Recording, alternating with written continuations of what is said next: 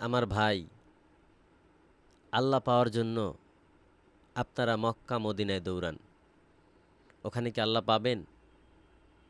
পাবেন না, কখনোই পাবেন না। আপনার টাকা আছে কোটি কোটি টাকা, এর টাকার হিসাব দিতে হবে আপনাকে। আপনি ওই টাকা দিয়ে আপনি আল্লাহ পাওয়ার জন্য মক্কা মদিনায় গেছেন, কোনো লাভ নাই।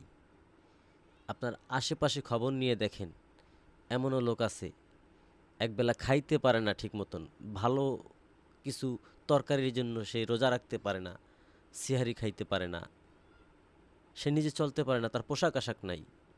আপনি তাকে দেখেন, তাকে সহযোগিতা করেন, আপনার সবের মানে অভাব হবে না, এত পরিমাণ সব হবে।